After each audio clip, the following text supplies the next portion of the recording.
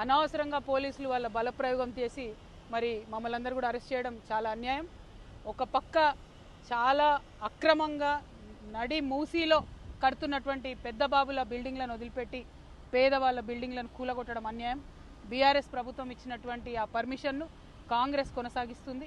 ఆనాడు జరిగిన అవినీతిని వీళ్ళు కూడా ఈనాడు కొనసాగించడం అల్టిమేట్గా పెద్దల పక్షాన ప్రభుత్వాలు ఉన్నాయని చెప్తున్నారు. ఇక్కడ నుండి కూడా మనకు కనిపిస్తుంది మూసీ, అది లిటరలీ రివర్ బెడ్లో ఉన్నటువంటి బిల్డింగ్ ఏమో కంటిన్యూ అవుతుంది. పేద ప్రజల ఇల్లు మాత్రం కూలగొడుతున్నారు. వెలుగుమట్లలో ఇల్లు కూలిపోయినటువంటి అక్క చెల్లెలు అన్నదమ్ములు ధైర్యంగా ఉండాలి, మేమంతా మీ పక్షాన ఉంటాం.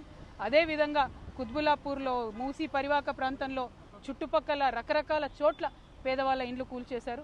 వాటన్నిటికీ కూడా మూల్యం చెల్లించుకోవాల్సి వస్తుంది ఈ ప్రభుత్వానికి. ఇది అన్యాయం, అక్రమం, దారుణం. మేం మాత్రం వదిలిపెట్టేది లేదు. ఇది ఏంటో హైడ్రా రంగనాథ్ గారు చెప్పాలి. ఇవాళ కాకపోతే రేపన్నా బుల్డోజర్ తీసుకొని వారు అక్కడికి వెళ్తేనే ఈ ప్రభుత్వం ప్రజల పక్షాన పనిచేస్తుందని చెప్పి నమ్ముతాం. లేకపోతే అవసరమైతే లీగల్గా కూడా ఫైట్ చేస్తాం.